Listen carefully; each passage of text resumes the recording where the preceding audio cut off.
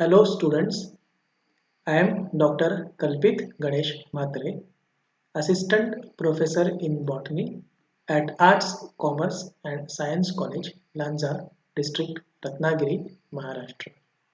In this presentation, I am going to discuss with you the details of phytostabilization. So what is phytostabilization?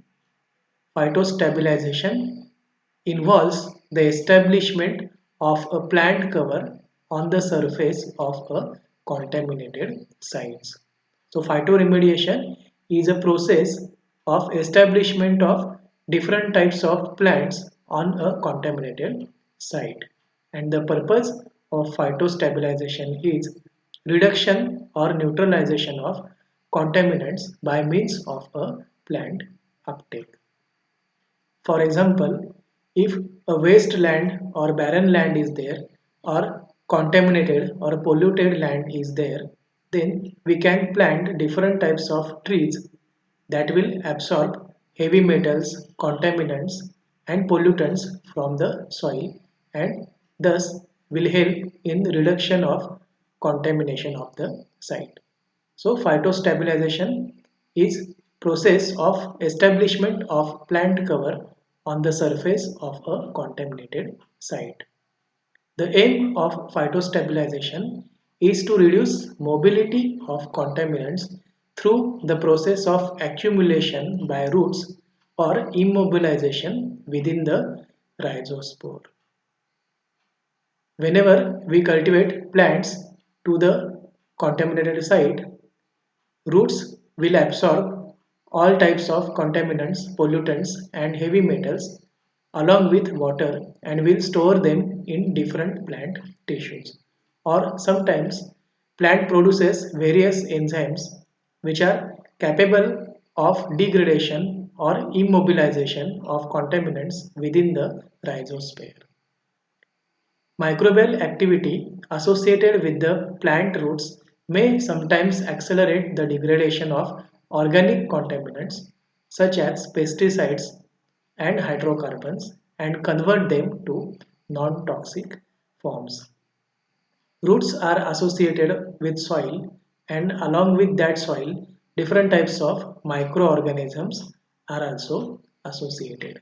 So this microbial activity of those microorganisms can be used for degradation of organic contaminants, for example, different types of pesticides and hydrocarbons. And this microbial activity will convert pesticides and hydrocarbons to non-toxic form, and that non-toxic form will then be extracted or accumulated by plant root for the purpose of storage in different tissues. So this entire process is called as phytostabilization, a process of establishment of a plant cover on the surface of a contaminated site. Phytostabilization can be enhanced by using soil amendments. The most important step is soil amendments should be done in regular intervals, because whatever the pollutants, contaminants are present in soil, if we do soil amendments, then mobilization can be easily possible. Soil amendment can be achieved only by the cultivation of plant species that are tolerant to high level of contamination. So, for purpose of establishment of a plant cover on a contaminated area, only those plant species can be cultivated which have ability to tolerate with different types of contaminants or high level of contamination. Plants that cannot tolerate with pollutants cannot be used for the purpose of plantation or phytostabilization. Phytostabilization is generally used for the reduction of metals in a site or contaminated sites. Hence, only those plants can be used which are tolerant to high level of contamination. If non-tolerant plants are used, then contaminants or pollutants will enter inside the plant and they will affect chemical reactions happening inside the plant, and overall growth and development of plants can be affected. Hence, care should be taken that for the purpose of phytostabilization, only high tolerant plant species to different contaminants should be used. While doing phytostabilization, the site or a place where phytostabilization is going need regular visit and monitoring to see that all conditions are maintained properly.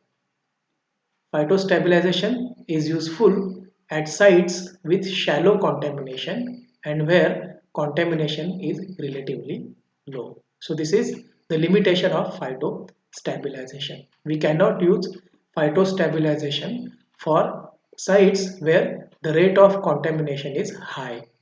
We can use phytostabilization to only those areas or sites where the rate of contamination is relatively low.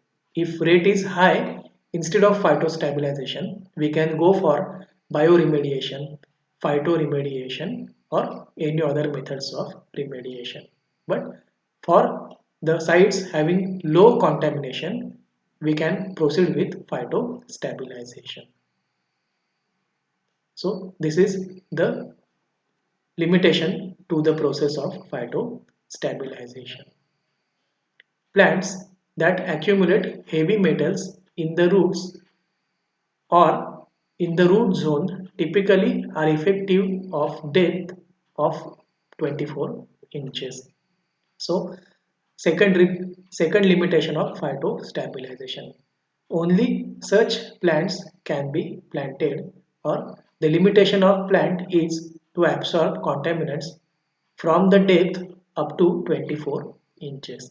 So if contaminants are typically up to 24 inches inside the soil, then plants can absorb. Otherwise, if contaminants are little bit deep, say more than 24 inches, then plant won't be able to absorb contaminants and we cannot go with phytostabilization.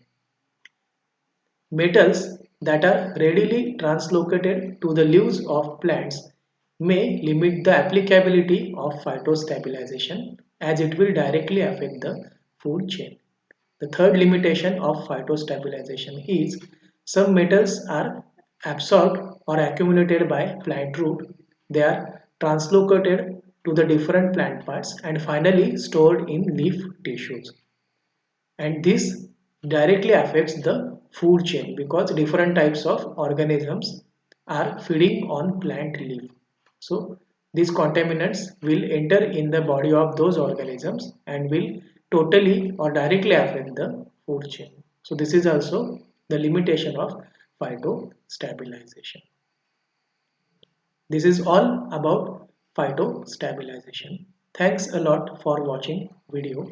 For more videos, please visit my personal website sites.google.com/view/Kalpit Mhatre. Thank you very much.